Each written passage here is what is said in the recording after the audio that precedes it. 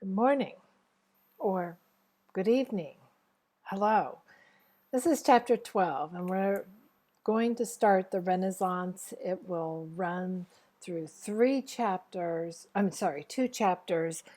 and four separate film clips, video clips. So there's a lot to get through in the Renaissance. Normally, when I meet my classes in person, the Renaissance chunk takes out 2 weeks of classes, a week for early Renaissance and a week for high Renaissance. So um, this is nothing. You can get through this very rapidly, actually. So we're going to start with our early Renaissance, and we're going to start in the north. So for the convenience, we're going to be dividing Europe up into north and south, and they're not going to have a civil war just yet, but we, we just are dividing it. You'll see why. Artists and patrons were guided by a new emphasis of humanist thinking. It proclaimed that the human achievements of the classical world were followed by a dark age of decline and then entered a period of rebirth in their contemporary time. Northern and Italian artists took divergent paths of representation, so that's why we divide them up. And I should also say that dark period gets the name Dark Ages, and that's the period we looked at that had the Book of Kells and the Gothic art and the Gothic architecture, and they were looking down on that.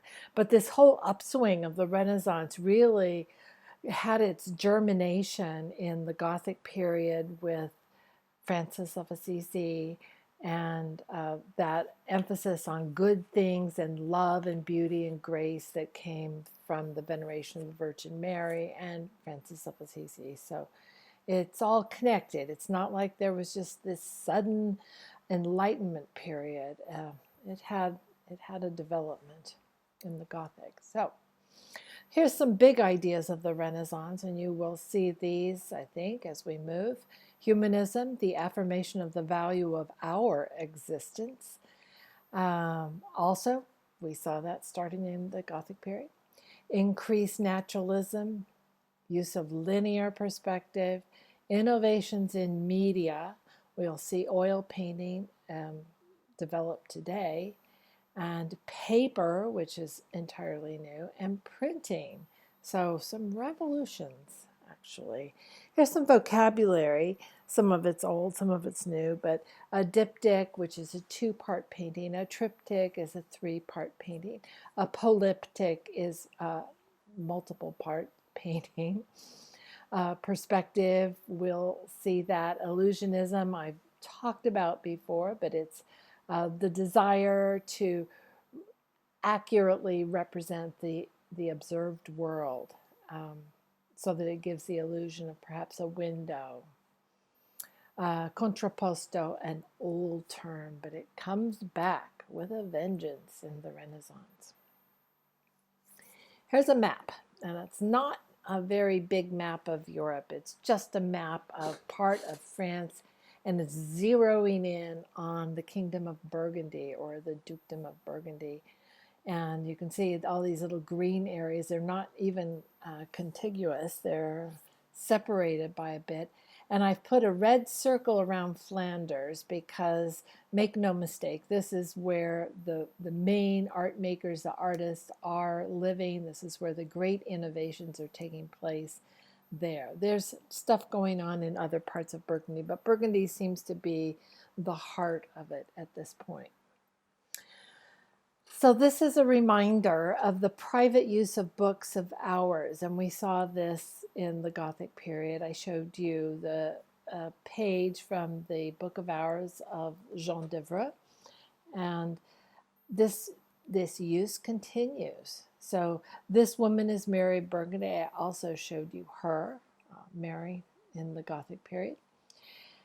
She was a powerful duchess. She's related to the Duke of Berry. So the Duke of Berry, just you won't need to know that name, but there's a connection here, in other words. Here's a beautiful Book of Hours that I saw over spring break, this in March of 2020, when I went to Columbia, South Carolina to visit the Museum of Art, and they had this Book of Hours on display. It's obviously been cut across the top, and this happened a lot when book collectors would own really old books that were maybe too tall for their shelves, and they would just cut them off. People also cut off paintings to fit spaces in walls. I mean, it's crazy. We think it's crazy. They thought it was a good idea. So we're looking at this Book of Hours now that is considered the most sumptuously illustrated Book of Hours in the entire world, the entire existence that survives anyway. And this was, the book is called The Très Riche Heures of Jean, Duc de Berry. Here's the name down here. And that means the very rich hours of Jean, Duc de Berry. So, and it is a very thick book. It is loaded with full page, full color illuminations, and it's large. It's much larger than the little book of Jean d'Evreux. Each page is, so you can see here, is about, it's about the size of typing paper, right? So it's a nice size. So there are prayers to the Virgin, like all the books of hours, but this one contains in the front end of it one of the most fascinating pictures of this glimpse into life in Europe at this time. And this is called the calendar. So for the 12 months of the year, the artist created a scene depicting what's called the labor of the month. And so there's 12 different scenes like this. Across the top of it, there's this half circle with the sign of the zodiac that would be dominant during the month of February. This is February, as it says there. So the labor of February, the thing that people do, is keep warm. The other months had other occupations, including feasting and fasting and a lot of work scenes. But in February, it's just so darn cold that all you have to do is really focus on keeping alive. And so also these calendar pages tend to alternate between showing peasants and nobility. So the working class people or the 1% who own the books and who live in the castles. This one clearly shows the peasantry and shows an open house. This was just cut open so we could view it. A nice wattle fence here, but these people are sitting inside, huddling around a fire, trying to keep warm. Outside, out on this field of snow, there are two men collecting firewood. So this man has wood on the back of his donkey, and this man is chopping down a tree. And then we have a nice flock of, I believe it's sheep that are here in shelter and birds that are out here being fed. So this is the best you can hope for in February. And here's a person sort of huddling in the cold. You have to keep in mind, too, that there was an ice age, a second ice age in Europe. It's not as drastic and dramatic as the one that you've probably heard about, where the world was frozen, but the world was colder than it is now. So this was February. Each calendar page was on the left side, and on the right side of this opening of the book was an actual list of the days of the month and what saint was honored during those days. I told you when we looked at the Romanesque period and there was all this veneration of relics and saints, that there's so many saints. And I don't think there's a day in the year that doesn't have some saint that is honored during that. So here it is. Also, anything in particular, like any date or veneration that has to do with, say, Jesus or the Virgin Mary or any local saint would be written in red, and this becomes a red letter day. So it's more important than the black letter days. This is August. I'm going to show you it closer up here. So here's a nicer color version of August. So I told you that they alternate between peasantry and nobility, and this one focuses on the nobility in the foreground. and you see lords and ladies riding their fine horses. The horses all have these beautiful trappings. The lords and ladies are wearing their finest clothing, long, dagged sleeves here, the latest hat style here.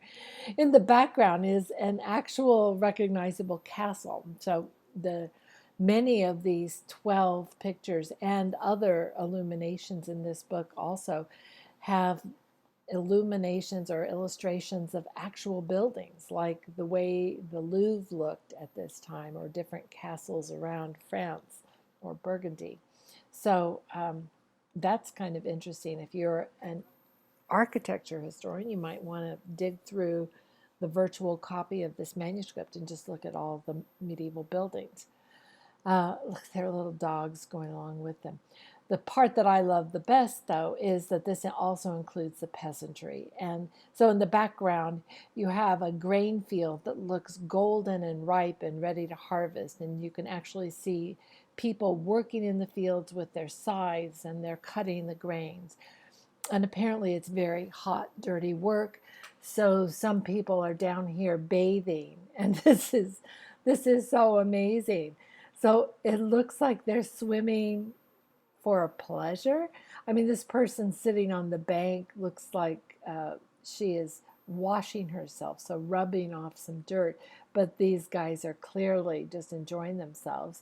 And the thing that I marvel at is that the artist, I mean, from this distance, he would not have been able to see their bodies through the water. But he knows that bodies look different in water. And so he tries to show us that. It's amazing. So these illuminations in this manuscript are just phenomenal for showing us so much about everyday life. The sad thing about this book, like any book of ours, is that it was privately held, privately owned. Nobody else saw it but the family of Jean-Duc de Berry. Until now, when it's in a museum, of course. But here's another one of the calendar page illuminations. I could go deep on this and show you so many. And we could spend an entire lecture on nothing but the illuminations in this manuscript.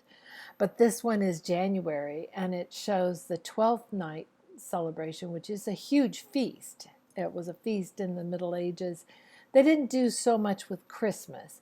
Christmas signified the end of the fasting period of Advent, when people would not eat meat, they would not eat luxury foods. And then on Christmas, it was a big celebration where they could do that. But the 12 days of Christmas culminated in Epiphany, or 12th night. It says down there, the Feast of the Epiphany.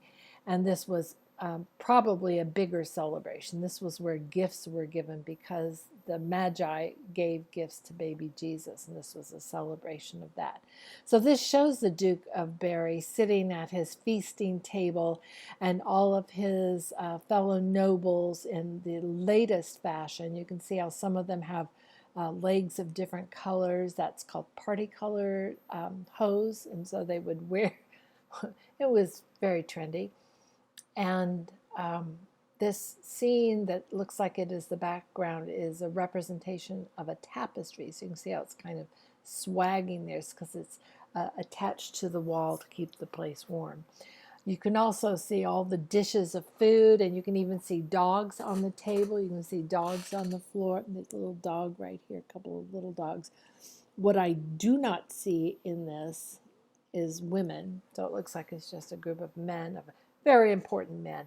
The women may be feasting in a different room and having more genteel conversation. I don't really know. And here's September, showing the sheep shearing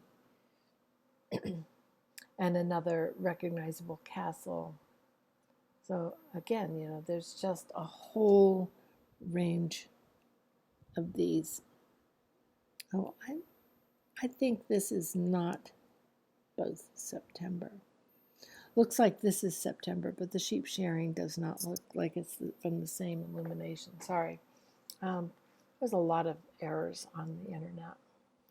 So a couple of more here. And this is the meeting of the Magi. find this stuff so fascinating. So many details. And I should also say that this manuscript and others like it serve as a source book for costume designers for theater and for movies when people need to make something that actually represents what medieval people wore. They would go look here. This one I find interesting because it shows the facade of a Gothic cathedral. The subject has nothing to do with the Gothic cathedral. It's the Virgin Mary and her parents bringing her to church to dedicate her. But the Gothic cathedral you can see here represents the facade of this without polychromy. So there's a lot of discussion. A lot of people like to think that all Gothic cathedrals had been gaudily painted with all kinds of bright colors. And yet this artist who lives at that time doesn't represent it that way. And here's another illumination from this manuscript. This is the Nativity, the Magi who have now come to adore the baby Jesus. Virgin Mary is almost always shown in a bright blue gown or robe, and this is because the pigment for this blue is from lapis lazuli, that same stone that we have seen in several periods in history. Was the most expensive pigment, and so it showed the greatest honor to the Virgin to cover her with it's called Ultramarine Blue, and it was made of lapis lazuli, and also to give her a real gold crown. And there's a recognizable building in the background. This one is illustrates an anatomy. So this is medical science. It's not very advanced, but they start to understand the world in terms of the astrological chart. That's why you see that in all the calendar pages. And then somebody comes up with a system whereby every sign has its part of the body. So you can see the signs of the zodiac ranging through this anatomy. On the right, I believe, is the fall of the rebel angels. So that has more to do with the Christian beliefs. On the left, more stories. On the right, we've got the temptation of Jesus, one of my favorites. So we've got the devil floating up in the temple. Jesus is up on a high peak, and the devil is tempting him to throw himself off and saying, hey, jump, I'll catch you. Yeah, right. He didn't do it, by the way. This one is one of my all-time favorites. It's an illustration of this miracle that occurred in Rome, where Rome had the plague. I'm sure it was the bubonic plague, but there were other plagues as well. And so the Pope decided to have a procession going around the city of Rome to pray for deliverance from the plague. And so you see this procession, people walking around here. And here's a clergyman who fell from the plague. He's so sick. Here's the Pope here. The Pope had a vision, though. He looked up on top of this building, which is the Castel San Angelo, or the Tomb of Hadrian from Roman period. And he looked up there and he saw an angel, the angel Michael. And the angel Michael was sheathing his sword, meaning he was putting his sword back in the sheath. And to the Pope, this he interpreted as a sign that the plague was over, that Rome would be delivered. Great Roman buildings, great illustrations, so amazing.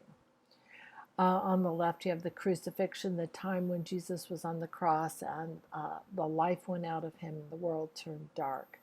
And on the right, you have the ascension into heaven. So I've included quite a few illuminations that are extra just for you guys. Here's the funeral mass, or prayers for the dead. I see I left something in here that should have been deleted. Let's see, I can fix it. And this one I like to include because it shows that the artist here is attempting to use linear perspective. So he's even created a grid on the floor and placed the coffin within the grid, made that coffin obey the rules of perspective, the choir stalls. So it's not quite right, but he knows there's something he has to figure out, and he's working on it. Now, speaking of perspective, here's another artist. Now, this is quite different from what we just saw, that privately held and privately owned book. And we have paintings that are actually placed in public places. That was a lot of P's. This is a triptych. It's a 3-part painting. It was has been identified in other places by a name, Campin, but apparently the author of the book that we use doesn't accept that attribution, and so identifies the artist as the Master of Flamel. But no worries, you don't have to know his name. There are some other artists coming up you will need to know, but not this guy. So this triptych, the main subject of this is the Annunciation, and this is the scene where the angel Gabriel visits the Virgin Mary and tells her that she's going to have a baby. This is the first episode in the narration of the life of Jesus, is this Annunciation, this time when the whole story begins. And the artist has imagined this scene happening in a home of his own time. So he in no way is attempting to illustrate first century Israel, or this doesn't even look like a Jewish home. Well, there's a little bit of Jewishness here. So that's one thing that's going on. There's some conventions here that we'll talk about, a lot of things to talk about. So here's the angel Gabriel appearing to Mary. Mary has been reading, and there's a book open on the table. She's got a book in her hands. The angel just popped in. Mary doesn't even know he's there yet, so this is just immediate. The book on the table is open, and you can even see the writing in it. I'll just have to take other people's words for it, that it is an Old Testament prophecy from the book of Isaiah about a virgin having a child. So there's that. Let me see if I have a... So we will focus on this picture in a second. Let's look at the left panel here. This shows the patrons, the people who paid for the painting. So they must be the Maroda family, and they paid the artist, they commissioned him, and then they wanted to have their portraits included, so they are shown here kneeling, not in the holy space, not in Mary's room, but outside of the room with the door open. So they are witnesses to this miraculous event. In the background, through this gateway, you can even see the city of Flanders where they live, and of course they are dressed in contemporary Flemish style as well. So in the center panel, before we dig down into the details, you need to notice the perspective. So just like the artist in the manuscript, the Master of Flamel knows that there's something happening with these horizontal lines and what they do. They seem to converge in the distance, but he hasn't quite locked it into a science. So the bench, for example, seems terribly long, and this table seems like it's falling over and everything on it's going to be on the floor in the next second. So he's working on it. He's trying. He's making an effort. Another thing I want to point out before we start talking about the details is something that enabled the details to be made, and that is this entirely new painting medium, and this is oil paint, where before pigments, the little ground powders of color, had to be sort of moistened or thickened or carried. Their vehicle would have been something like egg tempera.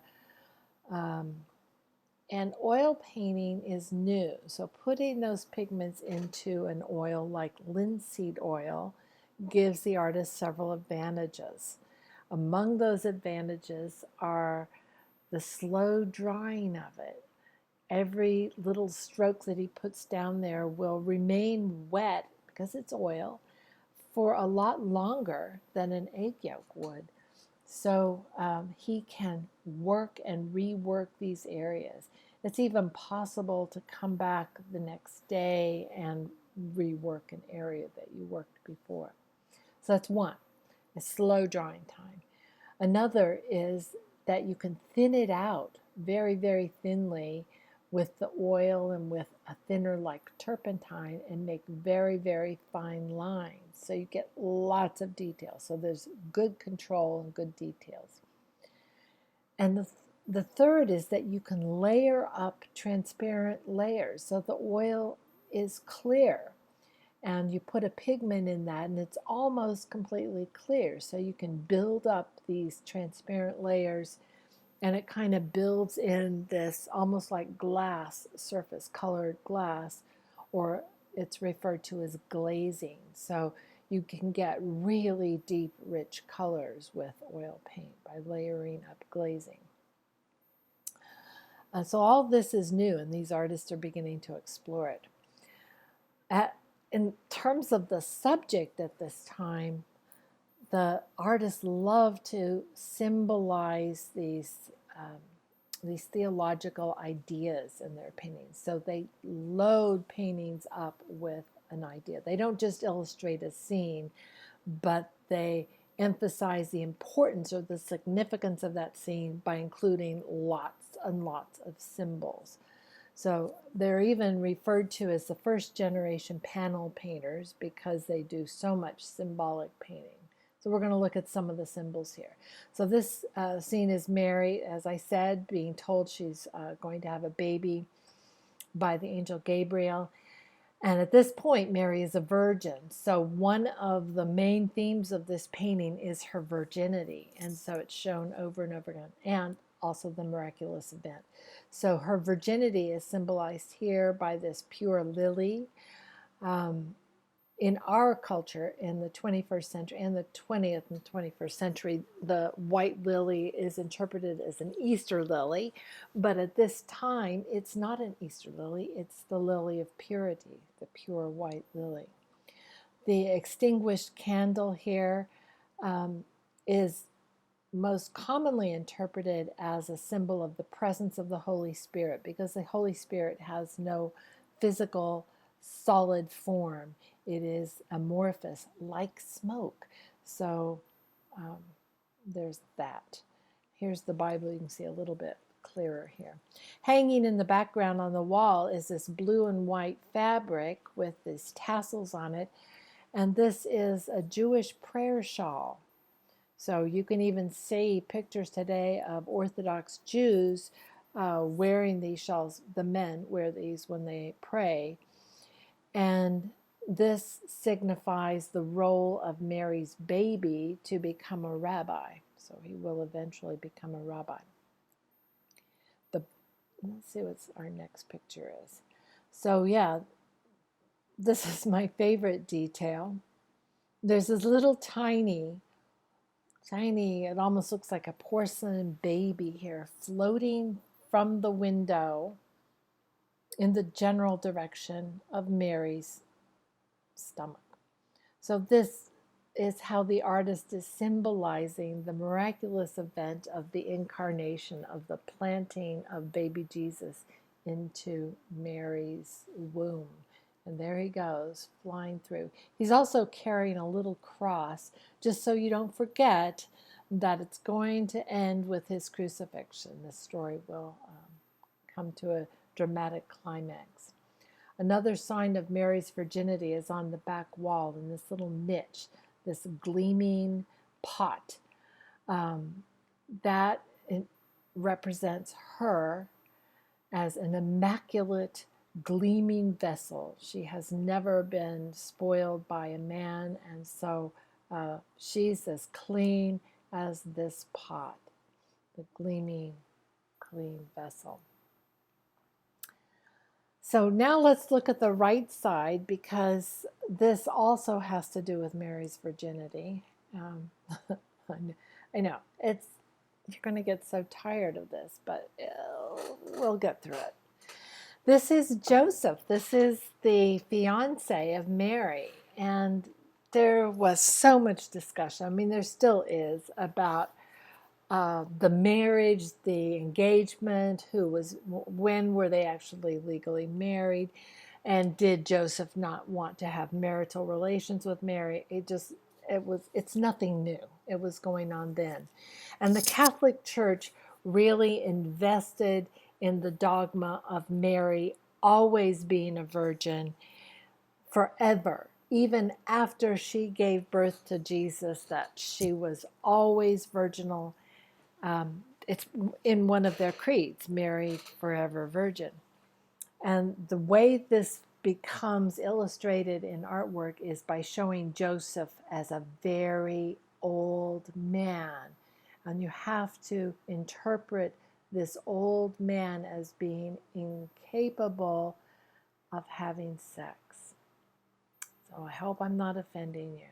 He's shown in his carpenter shop, sitting here with his table with many tools on the floor, and he's working on making a mousetrap, which is also interpreted as a symbol of Jesus being the trap that trapped the devil. So Jesus is the mousetrap and Satan is the mouse. Nice scene of the city in the background. So this is first generation panel painting. And we have come to the end of chapter 12, part 1, but there's much more panel painting yet to come. So see you soon.